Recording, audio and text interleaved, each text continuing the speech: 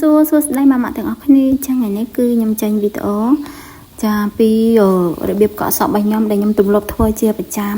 ថ្ងៃខ្លះទំនេរក៏ខ្ញុំអប់ជាមួយនឹងប្រេងដូងថ្ងៃខ្លះក៏ខ្ញុំកក់តែស្ប៊ូធម្មតាប៉ុន្តែលទ្ធផលទទួលបានគឺខុសគ្នា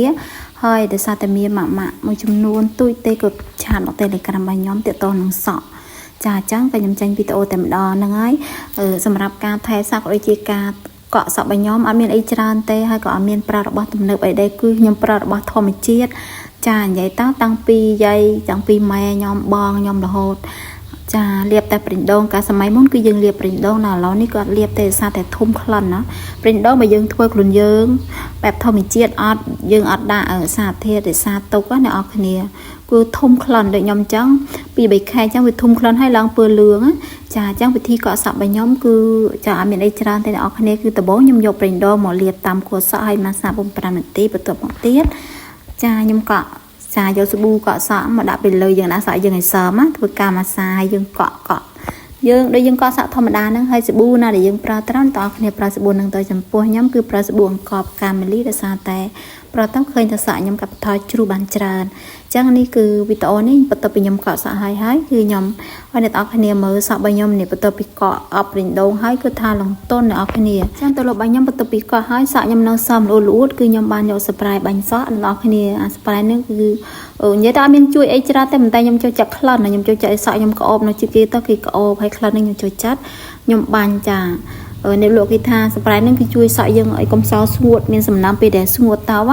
ចឹងខ្ញុំបាញ់ប្រើជាអមដាហើយស្ប្រេហ្នឹងគឺផលិតផលរបស់ចិនតែអ្នកនរគ្នាប៉ុន្តែក្លិនក្អូបណាចាអញ្ចឹងយើងបាញ់ពេលសក់យើងសើមអញ្ចឹងទៅយើងបាញ់ឲ្យសក់យើងងាយស្រួលស្អិតអត់សោជំពាក់ហើយពេលដែលស្ងួតទៅគឺរលោងហើយមានសំណើមចាហ្នឹងហើយសម្រាប់ស្កាថែសក់របស់ខ្ញុំពេលសើមអញ្ចឹងខ្ញុំអត់លាបសេរ៉ូមទេអ្នកនរគ្នាដល់ពេលសក់ស្ងួតយើងជិះម៉ូតូទៅក្រៅឲ្យស្ងួតបានមួយថ្ងៃរហូតដល់ល្ងាចប្រហែលជាម៉ោង3-4សក់ខ្ញុំស្ងួតស្អាតហើយបានខ្ញុំលាបសេរ៉ូម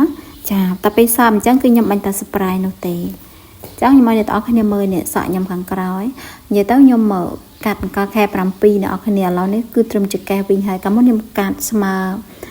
កលៀកខ្នងយើងអ្នកគ្នាស្មើអាវខ្នងយើងចាខ្ញុំកាត់ប៉ុណ្ណឹងឥឡូវនេះគឺត្រឹមចកេះហើយចាអញ្ចឹងគឺតែប៉ុណ្ណឹងឯងគឺសក់របស់ខ្ញុំអត់មានប្រើរបស់ប្រែនអីទេអ្នកនរគ្នាគឺធម្មតានេះខ្ញុំឲ្យម៉ាម៉ាមើលសក់របស់ខ្ញុំបន្ទាប់ពីស្ងួតគឺខ្ញុំលាបសេរ៉ូមហើយខ្ញុំថត TikTok ចាអញ្ចឹងនេះឯងគឺសក់របស់ខ្ញុំពេលច្រើនចាញ់ទៅក្រៅគេសួរទៅសក់ខ្ញុំអត់ត្រង់មែនល្អអញ្ចឹងគឺតេតតនឹងការថែទាំរបស់យើងទេម៉ាម៉ាឲ្យក្នុងមួយថ្ងៃខ្ញុំសិតសក់ច្រើនដងដល់គ្នាពេលតនេះអញ្ចឹងខ្ញុំសិតសក់ពេលចឹងក្រោយខ្ញុំសិតម្ដងទៀតនិយាយទៅកុំឲ្យសក់យើងវាបែកញើសស្អុះស្អាប់ឬក៏វាសំពងអីហ្នឹងយើងសិតមកចាហ្នឹង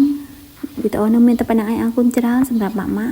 បើសិនជាមានចំណងតេតតនឹងវីដេអូនេះចាអាចខមមិនខាងក្រោមបានណាអរគុណ